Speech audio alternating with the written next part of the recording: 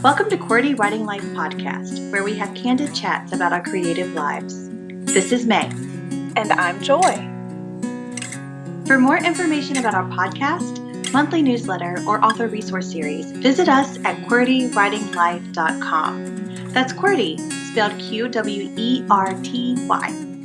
It's the first 6 letters on your keyboard. So, are you ready? Grab your tea. Or your coffee, and let's chat. Hello, everyone. It's another week. Hello and welcome. Today, we will be talking about, well, we don't really have a title for this. Yeah, we didn't think that one through. I did not really do that. Whoops. But we did. Okay, today we're going to be talking about our observations on Joy and Mai's workshop that we've been doing about a project that we're going to pick. So we explained at the last episode of season 3 what we were going to be doing this season. Maybe we should recap that just a smidge. Would you like to do that, Joy? That sounds good. So, if you guys remember, we ended season 3 letting you know that we decided to make some changes for season 4. So, by the way, welcome to season 4. Here we are. Woohoo! So, in season 4, what we're going to be doing is we're going to be working through some projects, and our episodes are actually going to be bringing you guys along for the ride, letting you know what we're working on in our work sessions, what projects we're doing, how the work is going, what we're learning along the way, what we're observing along the way. And so that's kind of how our episodes are going to be, and this is going to be the first one. That's right. Yeah. So today is Friday, July 15th, and Joy and I have been meeting, has it been 2 or 3 meetings? 3, long meetings. Actually, yes, long meetings. This is technically our 4th. Recording this for you guys is technically our 4th work session. That's right. That's right. So we will give you the lowdown on what we did and also our observation students. But first, our creative weeks, because that's what we do here on the QWERTY Writing Life podcast. Joy, what did you do? So this past week has taken a little bit of a turn. I had hoped to do more writing, which seems like that always ends up getting put on the back burner. But what I'll share with you guys about my creative week is something that I hope is going to eventually help with that.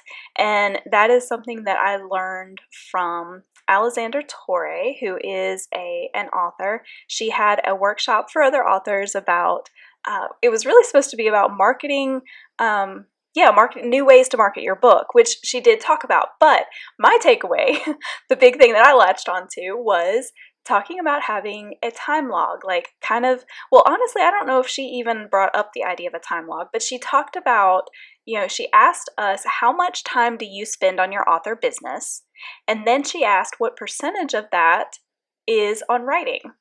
And I realized that I couldn't give an exact answer. I didn't know for sure for either of those. I have a roundabout guess, but the one thing I did know was my percentage has got to be under 20% on the writing, which really, really stinks. Like, if you are a creative, that's what you want to be doing, right? But we have all of these other things that have to get done if we're trying to make it a business and all of that. So I decided that I wanted to be sure of my numbers, because what Alessandra gave us were some tools to help us figure out what things on our list could maybe be gotten rid of, so that the goal is, instead of having this much writing time, our pie chart is going to be this much with writing. Yeah. So just basically that flipping increased that. For those who are just listening in audio. Yes, it was like a sliver to a pie piece. Yes. Like taking it from only having a little teensy tiny piece that's just, you know what, nobody wants a teensy tiny piece of pie, to almost the whole thing. So okay, I have a question. This is the first time I've heard this, by the way. So this sounds really interesting. It is. My question is, are you including your editing time in your writing time? Oh, yeah. So, and it was funny because I think somebody actually asked that, and I don't think she ever gave an answer to it, because you know how at the end of a webinar, there's tons of questions pouring in, and of course they're not going to be able to answer all of them. But it got me thinking about that, and I think for me, I think that would have to be included, because to me, writing includes anything that is put to the publication of, let me say it this way, to the completion of one of my writing projects, whether it's a short story or a book or whatever. So writing, revising, editing, read-throughs even, I think I would count for that, because I do at least a couple of just sit and read-throughs, and that's part of my process. So to me, I think that's how I would look at that. Yeah, I agree. I agree with you. If I was going to try to convince you otherwise, if you were just going to say, hands on the keyboard. So. Sorry, should I have been difficult and you could have done this whole thing? Of course not. I just wanted to make sure that you were giving yourself credit for all of the things that you do, because you own your own publishing company. It's probably pretty easy to maybe not label all of the creative things that you do. And when I say creative, I'm not talking about graphics and things like that. I'm talking about on your actual projects that you put out there into the world. Yeah. And that to me would encompass the editing, the revisions, the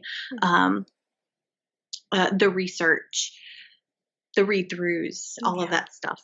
That would all. I don't know if I would count research or not, so that's something I'll have to consider. I don't know. Well, it's any time that you are focusing solely on your one particular project. I think I would count that. Okay.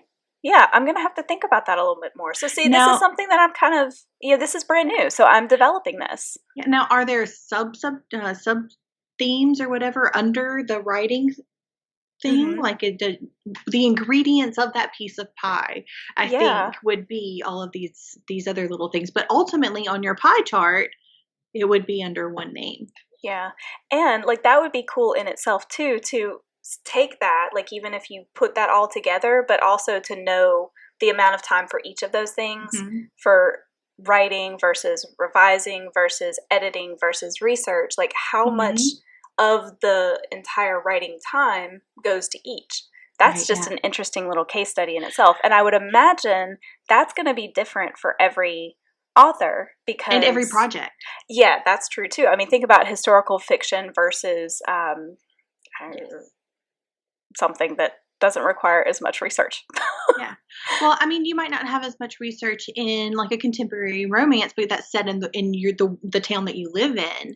But your characters might have jobs that are different than yours, or that they might have nuances about them that you're going to have to research, and you're going to have to build their world around those things. So you might not be wondering what kind of trees grow in a particular area in the 1800s, but you will be looking at other things that are just as valid. So I think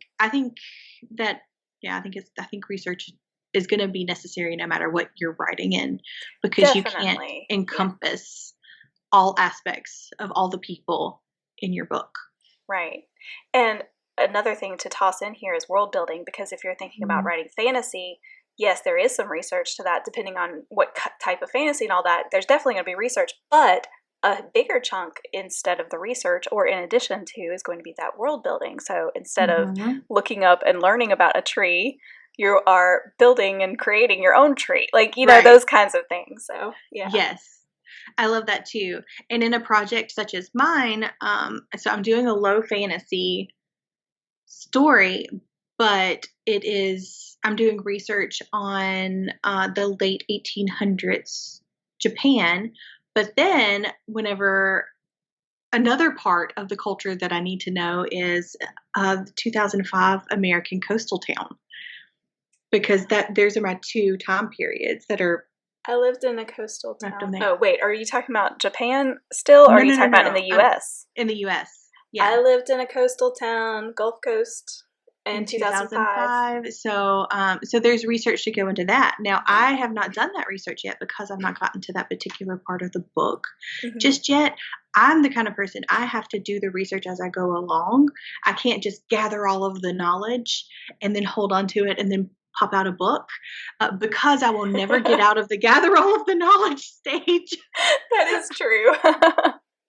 So there are literally brackets in my work in progress right now that's like, look up this.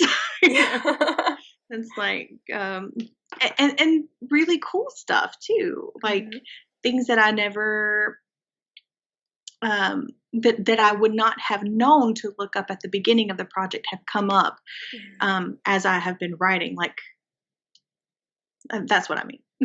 So, Yeah. but all of that, I feel as if that takes up creative time, but it's valid. Everything is valid. Yeah, definitely. So that has nothing to do with our topic. I know, but it's just, that's one of those little sidebars that we had. Boop, sidebar, Easterling sidebar, remember? It's very good. So what about you? Tell us about your creative week. I have been writing a lot, actually, and I've also been healing, so that's been good too. I've gotten closer. I'm so close to the end of this chapter, and then I will need to go back and begin the revision on this chapter because I have a deadline. Deadlines, ladies and gents. And it's not an internal deadline; it's an external deadline, which is much better for me. That's I have decided. But I have to present my chapter to the writing retreat group. We've already gotten together and everything. So I have to present my chapter to the writing retreat group on August the 2nd. And then I have to turn it in to the writing retreat hosts on August the 15th. Wow. So actually, by the time you guys hear this, I will have already presented virtually to the writing critique group. So, oh, that's so exciting. Yeah, so I'll have a very short amount of time to revise from their critiques, but it will be all worth it. I'm very excited. I love what I'm getting so far, and I love that I'm having like revision ideas too as I'm doing this. It's been really hard not to go back, but this little doodad has been super handy and friendly. This is a Neo 2, an Alpha Smart Neo 2, and you can get them for pretty cheap online. They're not new. They're discontinued, but it only gives you like 4 or 5 lines of text, and it's only a word processor. And I thought, I was just going with the fad because other people were doing it, and I did not realize how distracted I was with an entire page sitting in front of me, because I would go back up and I would edit and I would just like my whole brain was going all over the place. But I actually do get words on the, and it's also very difficult to like, you have to if you want to go edit something, and I'm like, nope, not doing it. So I'll put some things in brackets. If you want to go on my Instagram page, you'll see how it actually uploads to the computer. It's so soothing and like cathartic. It does it like one letter at a time. You open up your word processor, and then it, I've written thousands of words, and it'll probably take 10 minutes to download. And you're looking at each letter just pop up all at the time. And I'm like, I did those. I made those. So it's been a really cool tool to have. I really have been enjoying it in a way that I didn't think that I would. I thought it was kind of like a hoax, and I was like, I'll try anything, And but been super pleasantly surprised with that. So I've been writing a lot. I have been documenting this project because I started off as a new project. I've been documenting that. So you got that already in your inbox for our QWERTY newsletter subscribers. I also was able to put together an Excel sheet for how I kind of get to my story summary. And that was also in the newsletter. So if you guys have not signed up for the newsletter, you please do so, because we give out a lot of really cool stuff there. And if you are interested in getting that Excel sheet, you can email us or respond to your next newsletter. We give them out monthly. And we'll have links for all of these things in the show notes, and also the link to subscribe to our newsletters in the show notes too. So you'll have easy access to all of those things. Perfect. So now I think it's almost time to get into our topic, which I cannot wait to share with you guys what we've been working on. And we are going to let you guys know the first project that we have picked to work on. So you got to stick with us to the end, but I cannot wait to let you guys know. Well, I think it's really interesting. I know I love these things where you can kind of follow somebody's thought process and decision making because I am not an excellent decision maker sometimes. So if I can see an example of how other people are doing it, then that makes me feel more confident sometimes. So here we go. We're going to walk you through the steps, our thought processes, and also our observations to the projects that we're choosing. So, the first thing that we had to do was we had to revisit our QWERTY fundamental standard and make sure that it still held true for us. We decided to update it some in light of all the research that we have done, all of the fine tuning we've been doing on fundamental standards, because if you guys remember, that's kind of a big topic for us. We're now also 5 years into this journey together with QWERTY. So we're not exactly the same creatives individually or together as when we started. So that was kind of a big thing. Yeah, I was actually surprised at how, I mean, it's just like minute changes. It's not like big, we're not like making really huge core changes or Right. anything like that. But there were some nuances in there that I was surprised to see Mhm. from 2016 to now. And, and I'm glad to see those because I feel like if there wasn't anything to change, then maybe we weren't growing the way that we needed to grow, or maybe we had just a really good statement to begin with. So Well, and I think it was good. And I think that, that was kind of the encouraging thing to see it. And even with the changes that we did make, like you said, they weren't super huge. So we had a great foundation already. So we did a good job back then. It was just a matter of we needed to update it. And it was all positive things. We learned things about each other. I think it was a good conversation too, honestly, for the two of us just to kind of go through it and, think through all the things that we look at differently and how we approach things maybe a little bit differently. And yeah, it was really, really cool. So basically we had the statement, we just had to tweak it with our deeper understanding of fundamental standards themselves, because when we first set that up, we weren't even calling it a fundamental standard. Like this is all new stuff since then, so even though we had it, we didn't have the term for one thing and so many other things. And so also, um, you know, we have changed as individuals, like I said, and as a collaborative team. So, yeah. And I think too that whenever we came up with the first statement, we weren't really considering particular questions. And this time we put in some of Joy's journalism background. And so we answered the questions in our statement, which is more than one sentence, by the way. I feel like I need to say that because there are people who are going to be following the rules here and they're going to be like, I have one statement. I only get one sentence. Like and that was actually a question I asked Joy. I was like, "Can this be more than one sentence?" So, so if there's anybody else like me, I just want to let you know it's okay. You can have more than one sentence because Joy said so. And oh my goodness, we're coming down to what Joy says now. That's scary. but the But that questions was a that big thing. Yeah, it that was a wasn't. big I mean, thing that's for a us to thing. figure out. Yeah, because when you think about it, like you do tend to think fundamental standard, you think of it in terms of one sentence, and that's not necessarily true. Yeah, and when I hear statement, I think a statement sentence, like describing a type of sentence.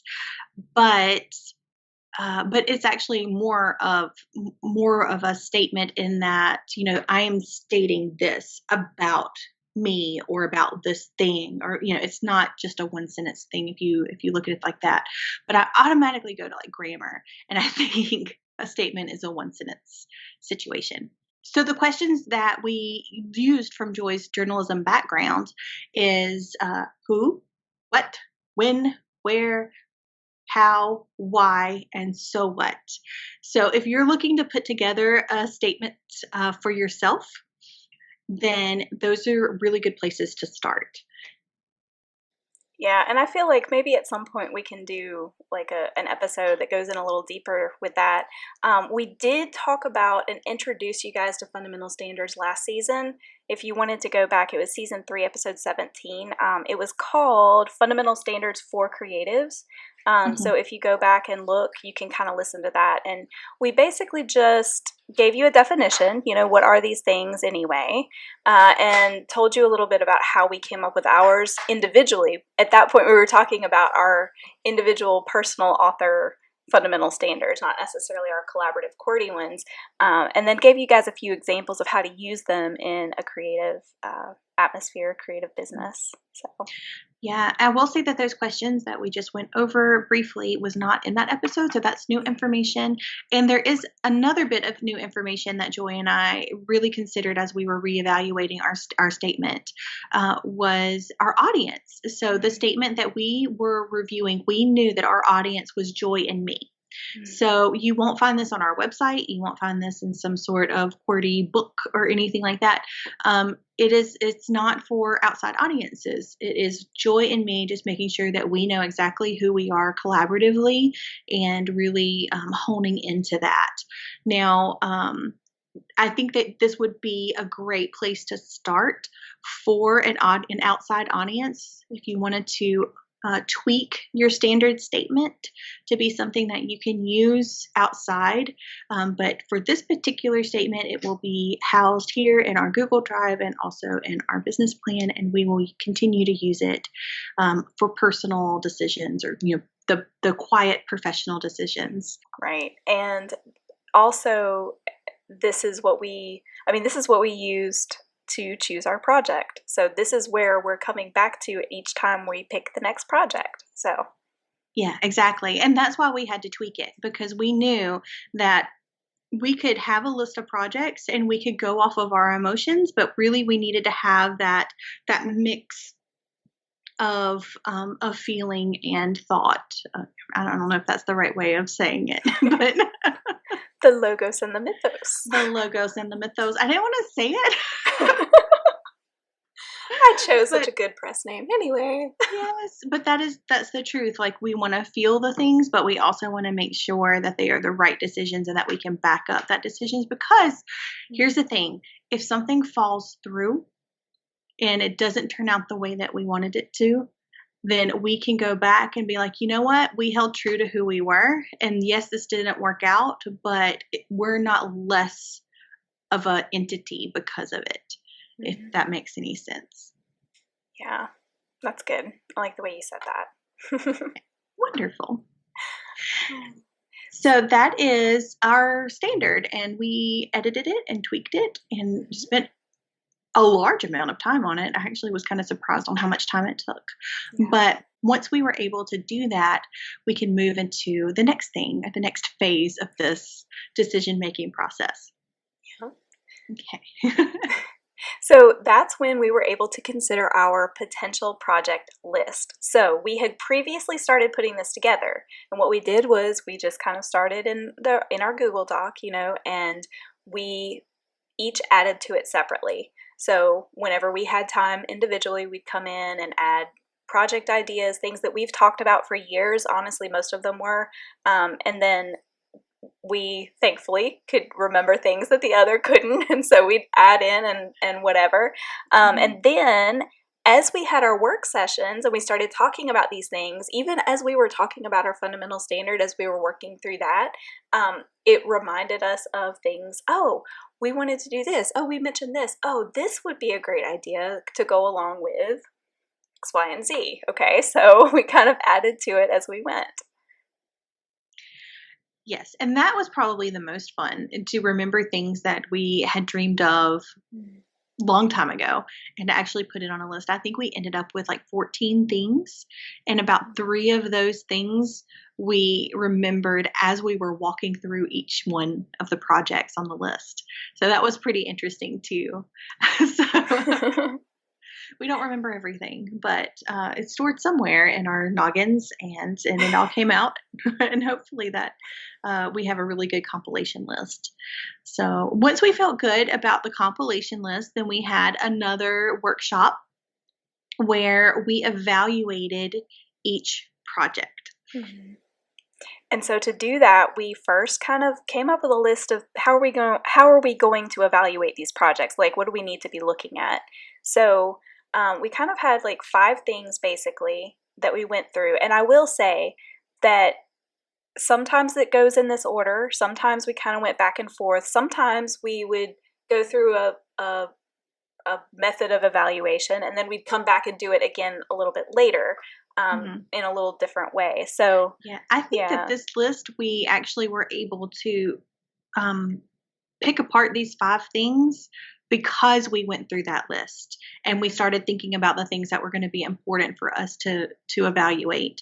So about halfway through the list, I would say, maybe a little bit before then, we really had a good handle on our 5, the 5 things that we wanted to make sure that we knew before we considered a project.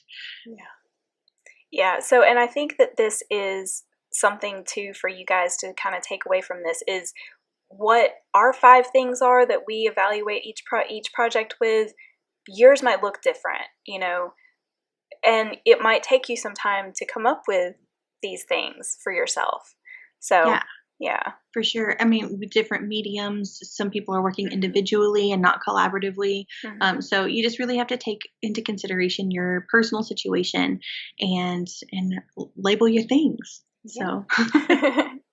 So here are our 5 things that we found were important to us. And if this is a good starting place for you, you're welcome to them. Have them. They're yours. Okay. The first thing that we did was to eliminate some projects that we knew we weren't ready for right now. And that was pretty easy to tell.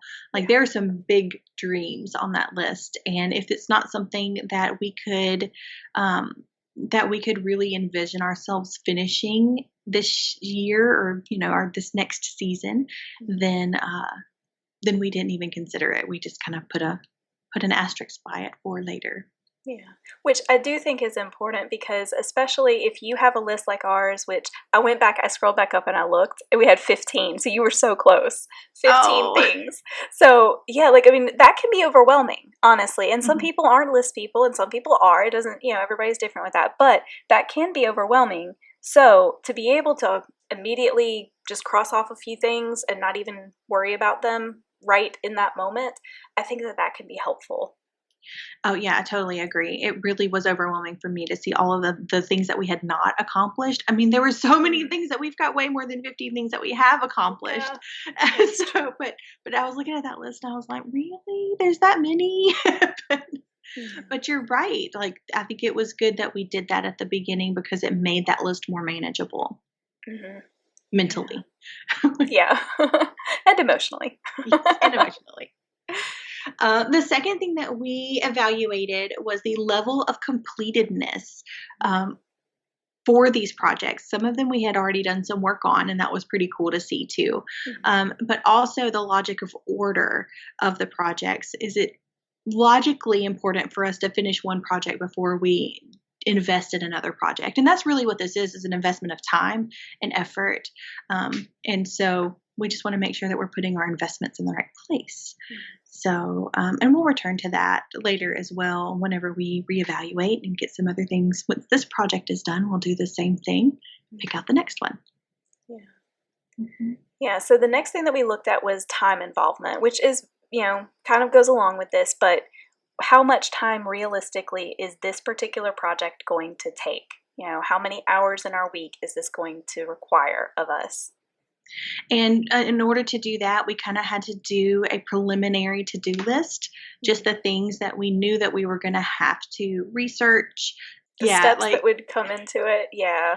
Yeah. So, and some of them, it was a bit longer than others. And I think that was probably one of the main reasons why we picked at least one of the projects that we wanted to focus on. Yeah. Spoiler, we picked 2.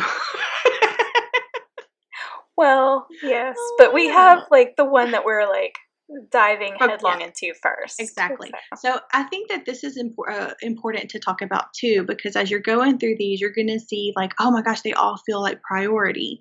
But as you are going through these, I encourage you to like maybe look at 3 different columns lists. So you've got the one to work on right now, you've got your next in line, and then you've got the rest of them. So I think that putting them there and maybe putting something that feels like a priority right now, but you know that there are some other things that you should focus on, then putting them in that up next list really does, well, it lets you know that you've already thought about this. Mm-hmm. And then, like, emotionally, or maybe mindset wise, I don't know exactly which one, but it's like, I promise to do this thing that is important to me, and it's on my next list. But time involvement, we definitely needed to make sure that if we picked a project, we would be able to invest the time needed in that project. Our fourth thing, because I think that these really go together very well, I agree. is Yeah. the season of life, and for us, because we're a team, that means our individual seasons of life, which then kind of frames our collaborative season of life, what's going on in our personal lives and all of that affects what we can do as a team. It all goes together, but it all has to be considered. And I do think it's important to recognize that you have to reevaluate often. And every person, that looks a little different. Some people have to kind of reevaluate these kinds of things every month. Sometimes it's quarterly, sometimes it's yearly, or sometimes it can be a little bit more time in between. Just depends on you. It depends on, all of those things. But these are definitely things to put as a high priority in order to evaluate what project to work on. Yes. Yeah. Agree. And though this is listed as 5th, it is not necessarily the least important. So all of these things, I feel like, have equal importance, if that makes any sense. Yeah, they really do. Prioritizing is also not my strength, so. But we looked at each of these projects, and since we had edited our standard statement, we held those projects up to that statement, metaphorically.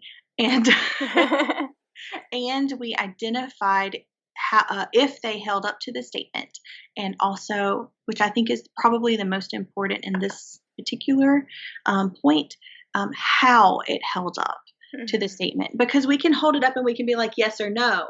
But if we can't articulate the how, then it will be easy for us to just kind of fall back on the yes or no. But because we're 2 individuals making up a collaborative effort, my yes might differ from Joy's yes. So we need to be on the same page. But also, once you've articulated something, there's more power to it. Mm-hmm. Yes, so true. And I think saying, it's easier to say yes to things that you really shouldn't say yes to if you're just saying yes or no. If you're actually having to evaluate it on a deeper level and say, okay, yes, because this lines up with this particular part of my standard, this furthers that, this whatever, get specific with it, you're going to have less of a chance of saying yes when you don't need to. And no when you don't need to, because honestly, that can happen too. Because sometimes, quite honestly, some projects are going to be more challenging than others. And sometimes we might have a tendency to say no just because we're feeling a little lazy, when maybe that's the thing that we need to be saying yes to in this particular season. So I think it can go both ways.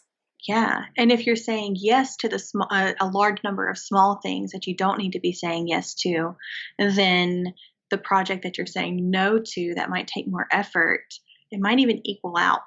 Like if you were to swap those things and really evaluate on your standard statement, are these little yeses things that I need to be doing? Am I only saying yes because they're little and they feel like they'll take up small amounts of time? And then I'm saying no to this one because it's intimidating. So, yeah. Ooh, I feel like we were just preaching to me. Oh. Ooh, do we need to have a discussion? No, I think I need to have a come to Jesus, y'all. We need to have a call for the altar. Oh, anyway. No, I love it. We've been in this for so many years. I love that we're still learning things about it, and that's just a part of life. Speaking of life, this is not just for your creative endeavors, my friend. I personally feel convicted about this in my personal life. So there are a lot of things that I say no to, and I'm wondering if I'm just saying no because they're hard. So I will think and love and pray on that after we finish recording this. So we're both having some come to Jesus moments. Look at there. Look at there. Oh, goodness. All right. So once we did all of that, going through those evaluations, sometimes going back and forth, asking things a few different times, we narrowed our list down to 4 potential right now projects. And we ran through our evaluation again and made skeleton to-do lists for each. So we talked a little bit about that. We made decisions. Oh, this was a big thing. So we made decisions, and this was May's idea, and it was a great one. So definitely what did I do? give you what did kudos. I say? You said, do you have your number 1 in mind? Oh, yeah, I remember. Or top 2. I think we said have 2. Top 2, yeah. And so we just kind of decided in our minds, what is it that we think would be the top 2? And then once we had them in mind, then we spoke them out loud. And I think that was very helpful to have our individual and see how they came together and make sure that we weren't just, once again, doing that whole yes or no just because the other person said that. I think that can be a tendency for us to do, to just agree or to disagree. So once we agreed on the one we thought it was, we began to work through the to-do list and do some preliminary research to make sure the project was viable. And actually, I think we did this when we still had the 2. We were kind of making that list a little bit more detailed and actually considering, is this really possible right now? And reevaluating it all once again. So rinse and repeat. Yeah. So we did come together with that preliminary research to-do list. And I think that's one of the brilliant things that we've done at the end of all of these work sessions is that we have made a to-do list for the next work session. And so after we say hi and we catch up on everything, then we know where we're going to next. And it's been really good for me for focusing on exactly what needs to happen, exactly what needs to do, exactly what we need to do. So yeah, I think that was probably one of the smart decisions that we made in this. And then also we were working on some of the research before we meet again. And so we have both done some preliminary research. And the next time that we meet, we will discuss that preliminary research and see what we want to do next from there. Yeah.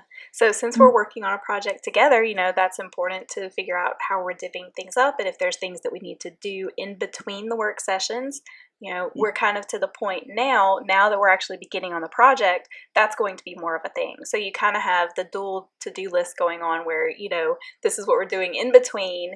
And then when we get back together, this will be what we do together, so super important to keep up with it, is a big thing. Yeah. Yeah. So that's what we did. So now let's talk about some observations on our process. And we've done that a little bit, but there are a few things that we have not covered yet. So let's do that. Yeah. So I think we've already talked about the to-dos. That really was huge. And just a little tidbit that it took me a while to figure this out. So I don't know if y'all use Google Docs, but they have changed recently. Some changes are not for the best.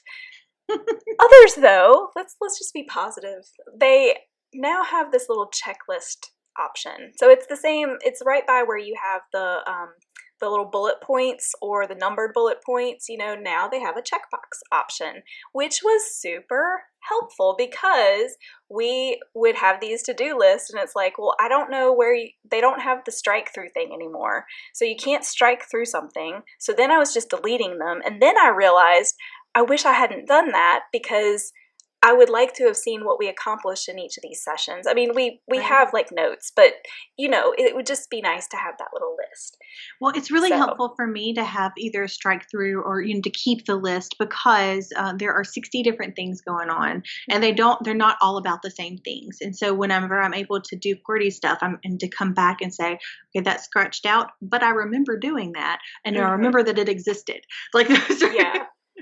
Plus, you just have that sense of accomplishment. Like, agreed. Yeah. yeah, that's huge. So well done with the checkbox. Glad to have that now. The next observation on our process that I thought was really good is that we made sure to set and schedule, like in our calendars, the next session before we ended the session that we are currently in. That to me is really important, because if it's not on my calendar, it doesn't really exist. So, so having that, like keeping that a priority, has been really, really good. And that's one definite way that it has become and stayed a priority. Yeah. Because I think it was after the first work session, we ended with like, okay, we'll get together next week. And then my week went insane, and I kept like, I was like, I'm gonna message her now. And then, 50 things later, I'm like, I'm gonna message her now, 50 more things. So in other words, like I realized, oh, that's not that, yeah, we needed to schedule this at the end of the last session. So we didn't make that mistake again.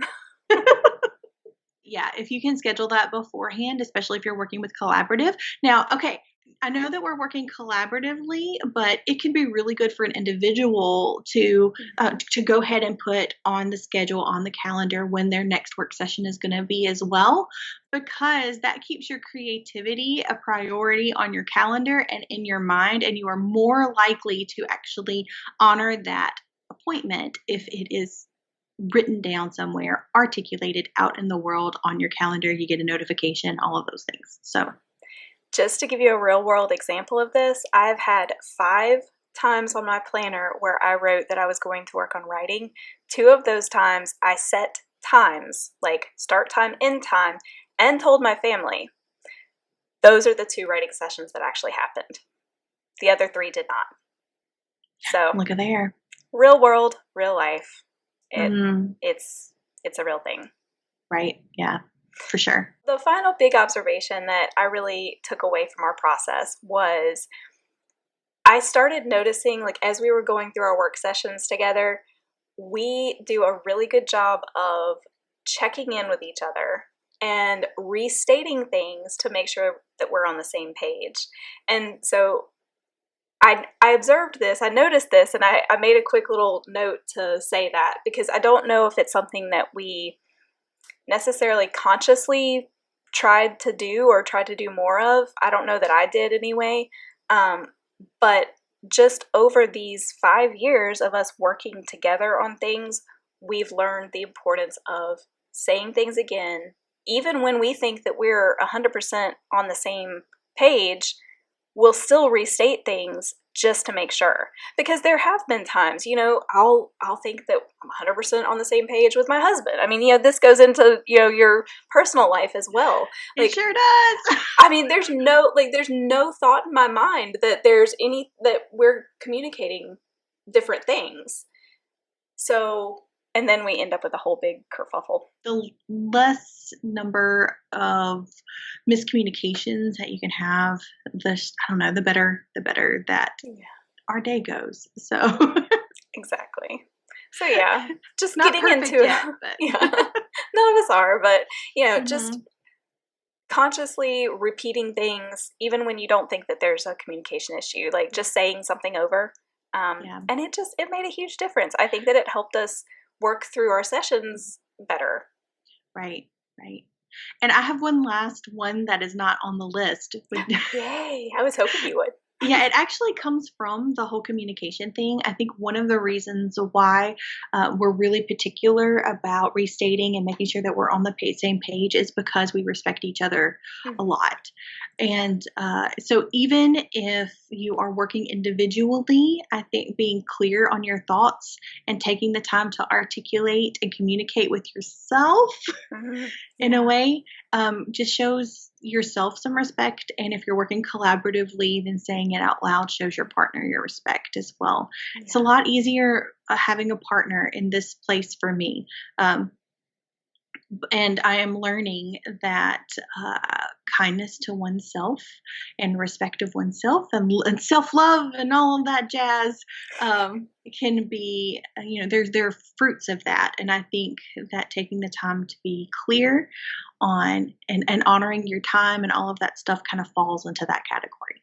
Yeah, I completely agree with that. And that I love how you said that this is important for the individual thing as well, because I have a bad habit of not articulating, like you said, what it is that I'm working through, articulating my process, like thinking through, okay, I did this, this, and this. Why did I do those things? When I take the time to journal and journal those specific things, it makes a huge difference for a multitude of reasons. There are things that I can go back to remind me of how the process went. I learn from I can relearn these things, instead of having to learn the lesson again the hard way. I have it there and it's just a reminder instead of a relearning, if that makes sense. Yeah.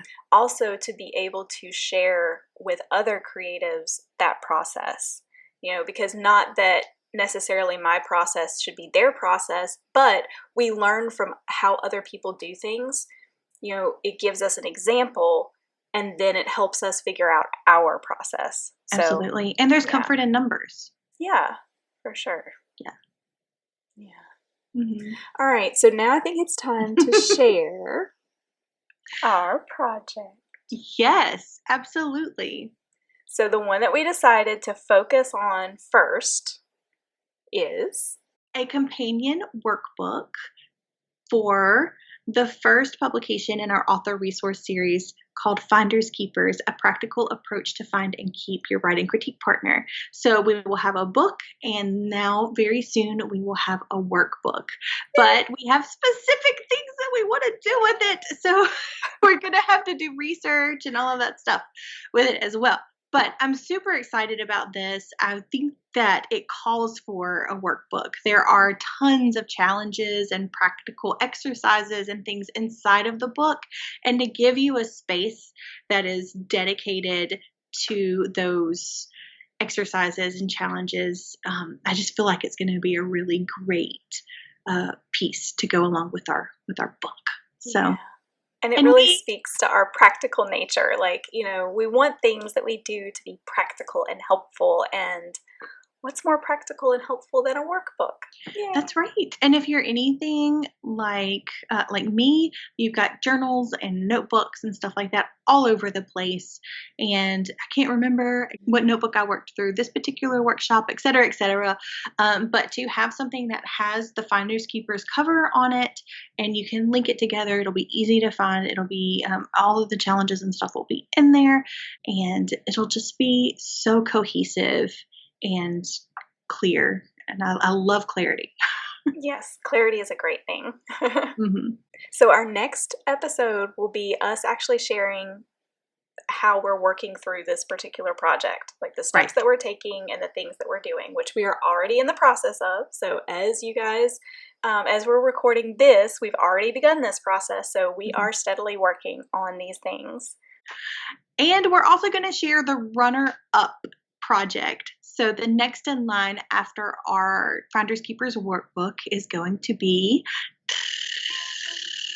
Oh, I get to say this one. Okay. Yeah. Oh, yay.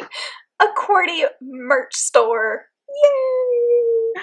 So exciting. This is something we talked about forever. And so I think it would be awesome to hear from you guys. Like, what would you like to see? Like, what kind of merch, what kind of items do you like to see in stores like this? What are you interested in? We're thinking some little sayings on things, or I don't know, we have all sorts of ideas. And of course, our adorable QWERTY logo. So email us if you have any suggestions for that. And so for our QWERTY challenge, shall we? Ooh, yes. For our QWERTY challenge, we were wondering if you have a standard statement. And if you do, have you looked at it lately? And does it still ring true with who you are as a creative? If you're working collaboratively with someone, I think that the challenge is still the same. You guys look together at that standard statement and see if it still embodies everything that you are as a collective. Another thing that you could do as well is that all of those beautiful, shiny ideas that you have for yourself as a creative, if you could maybe put them down all in one spot. Maybe you don't evaluate them just yet if you're already working on something. But if you're at a stopping place, maybe try some of the tips that we have shared with you and observations that we've shared with you today as we were working through ours. It might be a good place to start. Yeah, definitely. And we'd love to hear about it. Anytime you have something you want to share, you can reach out to us at QWERTYWritingLife@gmail.com or find our website, QWERTYWritingLife.com. Yes. So have a great week. And go make something. Bye. Bye.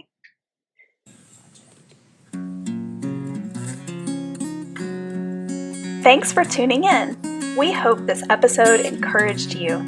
Like all creatives, we thrive on consumer recommendations. So please consider leaving us a review and sharing our podcast with your creative friends. If you'd like to continue this conversation, visit us on our website at QWERTYWritingLife.com or on Instagram at QWERTY Writing Life.